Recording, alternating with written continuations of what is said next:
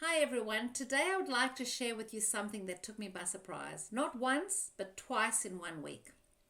As a new author, I find myself telling anyone and everyone who cares to listen about my book, Bounce Back Fast. And today I bumped into an old friend and we started to share all the happenings in our lives since we last met.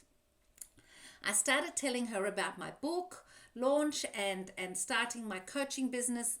I spoke about the tools that I use to help people to look within and to really go deep and get to know who they are and what they really want in life.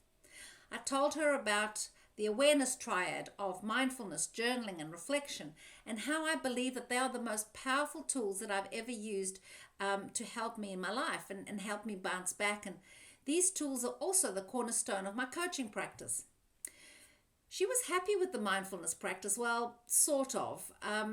But when we started talking about journaling, she really wasn't sure that there was any benefit to writing down her thoughts and problems. And her facial expression started showing her discomfort. And then when I spoke about the idea of reflection, well, that really made her uncomfortable. I could see it in her face and her whole posture changed. I was actually surprised at the level of discomfort that this conversation was bringing up for her. And this was the second time in the space of a short week that talking of journaling and reflection had caused so much angst. I get it. I get it that it can be scary to write down our thoughts and feelings about life and about what we're going through or been through, our anger and our pain and possibly past failures and regrets. It can be very hard to rehash that old pain. When things are floating around in our head, it's so much easier to ignore them, to sugarcoat them, or bury them. It is actually very easy to pop all of our pain into Pandora's box and at the back of our minds and, just hope that it all goes away. And basically, if you don't think about it, then it'll all disappear. Actually, the thing is, it does disappear for a while. But usually it pops out at some time and usually when you least expect it. Old buried baggage is the stuff that emotional triggers are made of.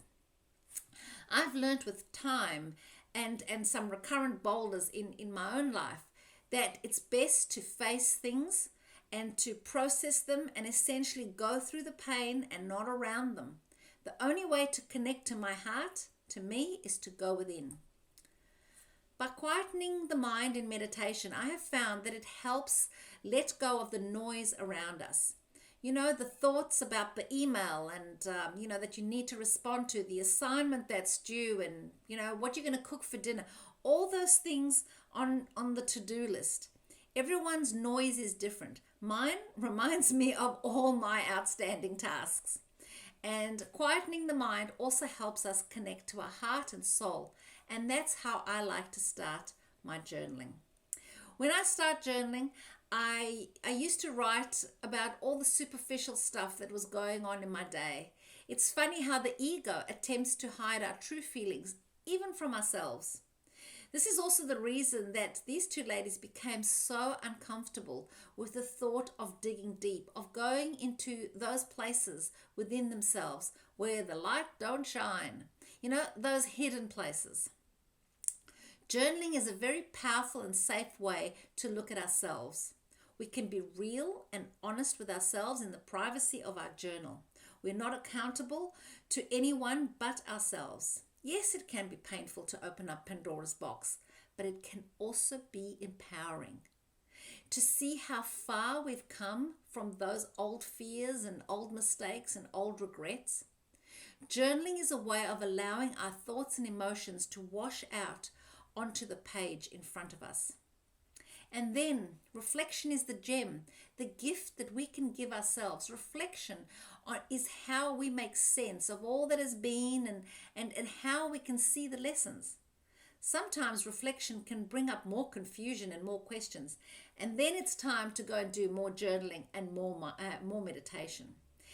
As you sit with your questions and your confusion, just trust that your connection to your heart will show you the answers. We can look to ourselves or to others to unravel the confusion and distress, but not the answers. There are professionals trained to ask the right questions to help us go deeper into ourselves. There are friends and family that can help us talk through things to bring us, greater clarity. And there actually are also friends and family that can take the opportunity to tell us exactly what to do and how to do it. But that isn't helpful. But essentially, if you really want to know what is your best way forward, you have to be real with who you are and what matters most to you.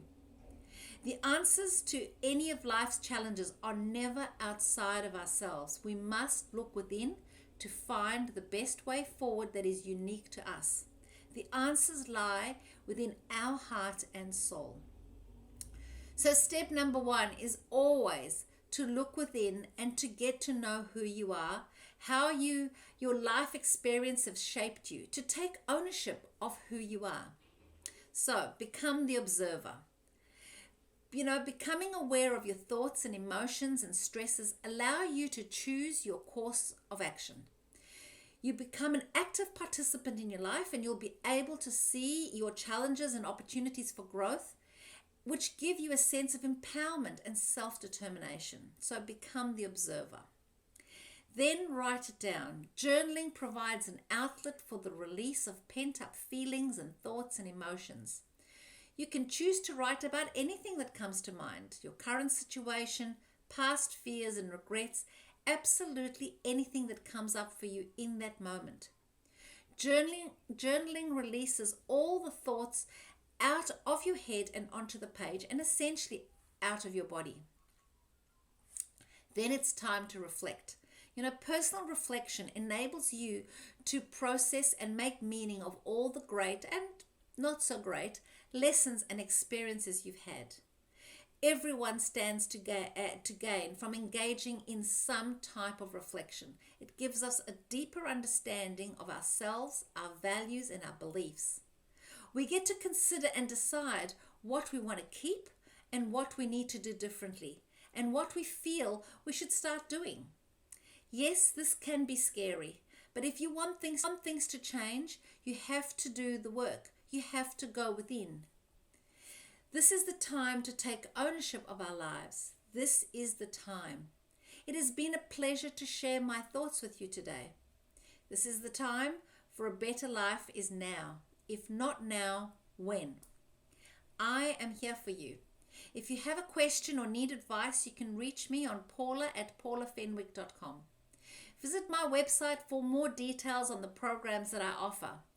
And subscribe to my YouTube channel for regular resilience gems, tools, and strategies to help you bounce back from life's challenges. You can also follow me on social media such as Facebook and LinkedIn, and please share your successes and your stories with me in the comments, and make sure to tag me. I'm here for you. So cheers for now.